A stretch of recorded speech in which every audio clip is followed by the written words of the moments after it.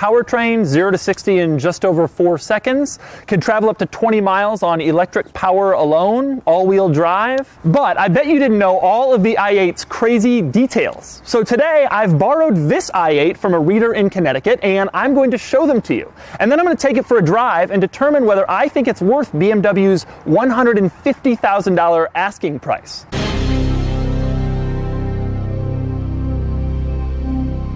On the outside, by now, most people know that there's this hole that air can just travel right through. But did you know that there's the same thing underneath? In back, some of the coolest features are the brake lights and the turn signal lights. Not quite as cool as the trunk space. Even though the entire hatch opens up, the trunk is confined to this tiny little area in the far back. One of the most interesting features inside the car, if you move the transmission lever over to sport mode, and then you decide, nah, you want to be in eco mode, and you press eco, the transmission lever pops back into drive like some sort of unseen ghost is moving it. Here's another weird quirk. The window doesn't go all the way down. This is as far as it goes. It's about 2 inches of window still remaining. So you can't really put your elbow up here because it's really uncomfortable. Another cool thing, like most modern BMWs, the i8 has the touch controller pad in the center console. So you don't have to scroll around and click on stuff. Instead, you can just write it, and it appears on the screen. One of the quirks is simply getting in the i8. The owner tells me that you're supposed to sit down first, then slide your legs, and then close the door. However, the owner also tells me there is no easy way to get in the back seats.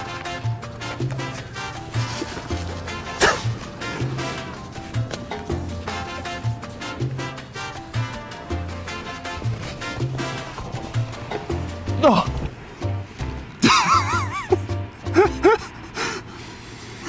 How do you get out of a BMW i8? Well, there's no door handle. Instead, you press a button and then the door just opens up. And then the gauge cluster shows you a cool little picture to let you know that your door is open. There's also a second door opener in the rear half of the front door, maybe for the rear passengers or in an emergency. I don't know. Okay, another thing you might be wondering, I know I am, can you drive around with the doors up? I don't know, let's find out. Yes, you can! Another cool thing, there's a little channel between the USB port and the center console where you can store your phone. And here's the really cool part, it even works when the lids are closed. The gauge cluster is super cool. It's a full LCD screen. Now when you're in sport, it's red and it gives you your RPMs. But then you move it over to comfort and it gives you the percentage power that you're using. Put it in Eco Pro and it limits your percentage power to just 50%, so you get the best possible mileage. Something else I love about the i8, because it has an electric mode, it can drive around and make absolutely no noise at all, like so.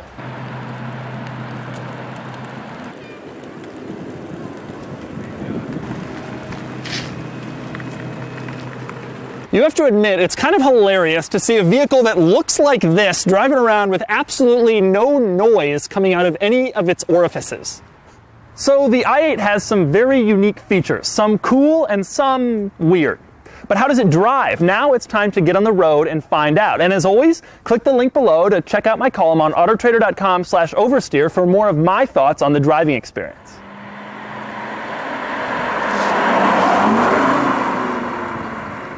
All right, we're driving the i8 here.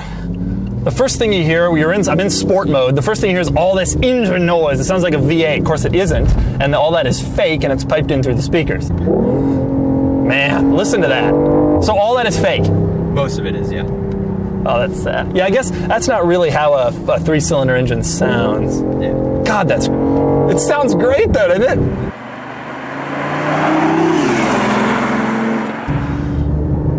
Ooh, it's quick. Little quicker than most of the 3-cylinders I've driven in the past. The ride is reasonably compliant. It's not so bad. Yeah. It's not so rough.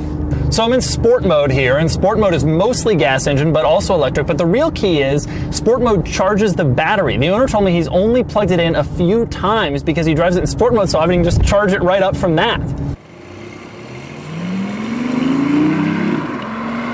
we kind of stand out. I feel like I'm in the future. Do you feel like you're in the future when you're driving this thing? The handling, it's nice and precise. It feels good. So let's do comfort briefly. It feels more than happy just to cruise at a normal speed. Yeah. It's like, yeah, whatever, it's totally fine. A lot of exotic cars, especially ones that look this crazy, when you're going slow, you can tell it wants to go faster. The Viper is like, come on, why are we doing this?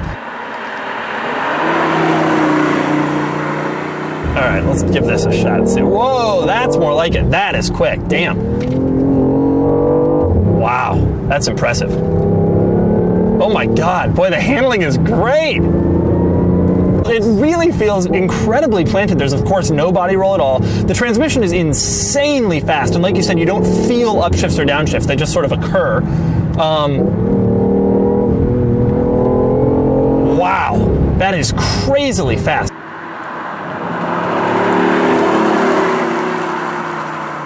It's amazing the car we were driving around the parking lot 10 minutes ago with no noise at all suddenly is like this monster when we're on the road here. It's crazy. I love how the sound is. God, I hate to admit it because I know it's fake, but I love it. It sounds like a nice V8. BMW has won me over with their fake sound. You know, this car gets a lot of press about its technology and its powertrain, plug-in, its 20 miles of electric range, whatever. And not a lot of people have talked that much about just how well it drives. I think that kind of gets lost in the shuffle with this car, but kudos to BMW for making this thing actually drive so well in addition to being all these other futuristic technology things. Despite the fact that it has back seats and all this futuristic hybrid stuff, it actually is a pretty impressive sports car. It drives great. In a world where when you think electric vehicle and you think Nissan Leaf, right, this is like, no, you can have fun actually. So is the i8 worth $150,000? Absolutely. It's fun, it's cool, it's futuristic, it's well equipped. But most importantly, before the i8, car enthusiasts had come to fear the rising tide of incoming electric vehicles. But the i8 and other cool electric cars like the Tesla Model S are proof that the future doesn't have to be boring and it doesn't have to be ugly. And most importantly, there is a place for exotic, awesome sports cars and car enthusiasts in a world without big, loud gasoline engines.